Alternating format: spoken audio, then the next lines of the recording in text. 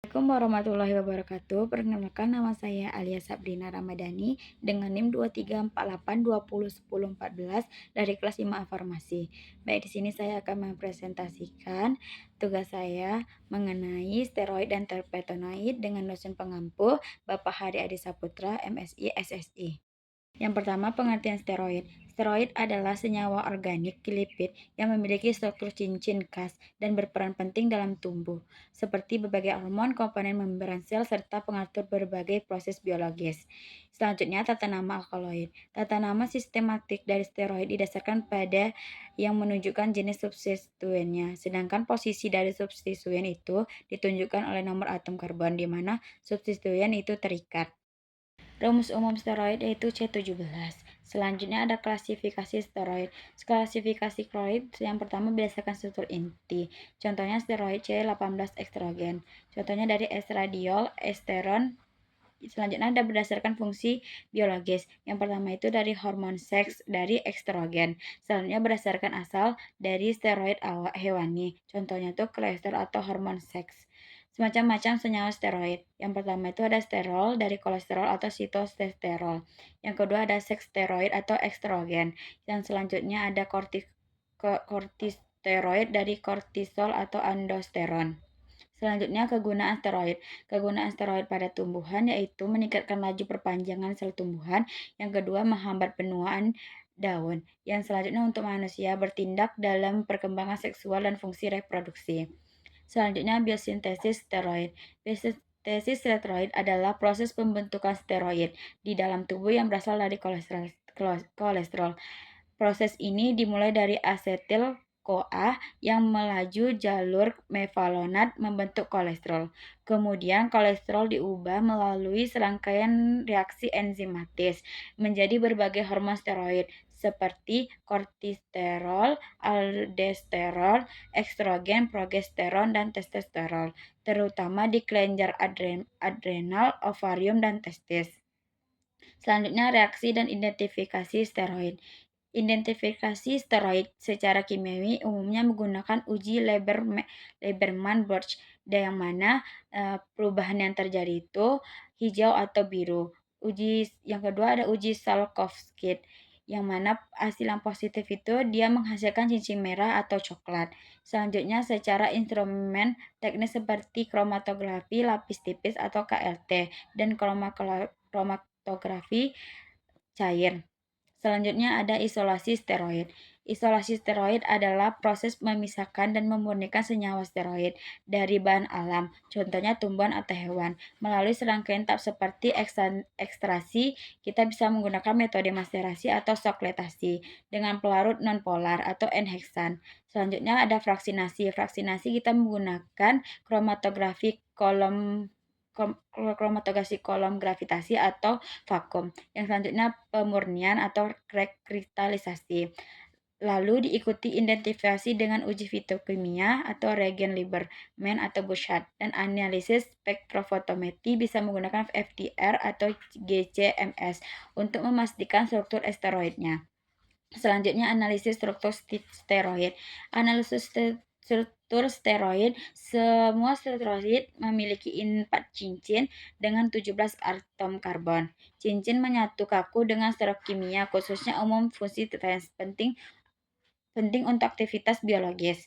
Perbedaan steroid ditentukan oleh gugus fungsional OH atau O dan rantai samping pada kerangka inti. Bersifat hidrofobik karena kerangka hidrokarbonnya yang besar. Baik, selanjutnya materi tentang terpenoid. Pengertian terpenoid. Terpenoid merupakan derivat dehidrogenasi dan oksidasi dari senyawa terpen. Lalu selanjutnya tata nama terpenoid. Tata nama terpenoid didasarkan pada struktur hidrokarbon terpenoid tertentu. Nama hidrokarbon terpenoid itu ditambahi awalan dan akhiran yang menunjukkan jenis substituennya, sedangkan posisi dari substituen itu ditunjukkan oleh nomor atom karbon dan di mana substituen itu dibuat atau terikat. Selanjutnya rumus umum pada terpenoid. Rumus umum pada terpenoid C5H8N, yang mana C-nya ada 5 dan H-nya ada 8. Selanjutnya klasifikasi dan macam terpenoid. Klasifikasi pada terpenoid, yang pertama monoterpenoid dari C10 yang mana memiliki 2 unit isoperma. Selanjutnya sesquiterpenoid dari C15 yang mana memiliki 3 unit isoperma. Dan selanjutnya diterpenoid C20 dari 4 unit isoperna dan sisterpenoid dari C25 dari 5 unit isoperna. Dan triterpenoid dari C30 memiliki 6 unit isoprena.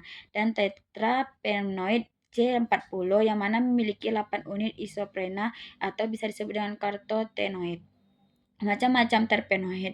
Senyawa terpenoid diklasifikasikan berdasarkan jumlah isofermen penyusunnya, yang mana hiperterpenoid tersusun dari 1 unit isoprena dari C5, sedangkan monoterpenoid terdiri dari 2 unit isoprena C10 seperti limonena dan mentol. Squiterpenia memiliki 3 unit isoprena C15, contohnya fenesol dan artemisinin.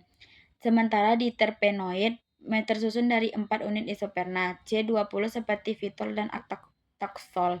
Selanjutnya sisterpenoid memiliki 5 unit isoperna C25. Selanjutnya ada titerpenoid 6 unit isoperna dari C30 seperti squalen.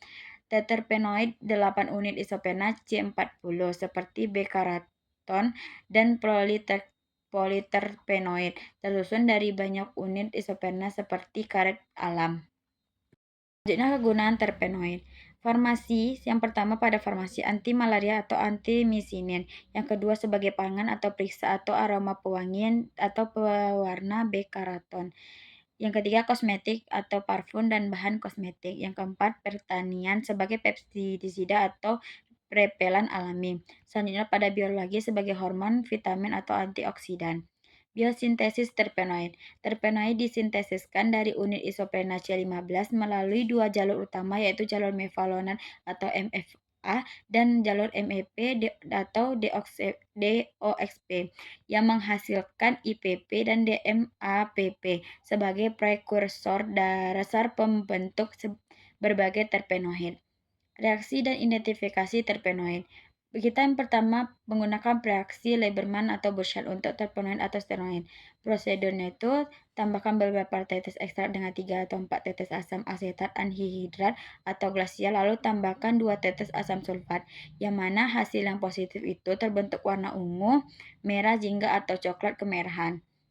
Selanjutnya reaksi semprot asam sulfat itu menggunakan untuk KLT, yang mana pada KLT itu setelah kita melakukan kromatografi lapis tipis atau KLT di ilusi, semprot plat dengan H2 dengan reaksi H2SO4 10%. Kemudian kita panaskan. Hasil yang positif muncullah warna merah hingga ungu atau violet.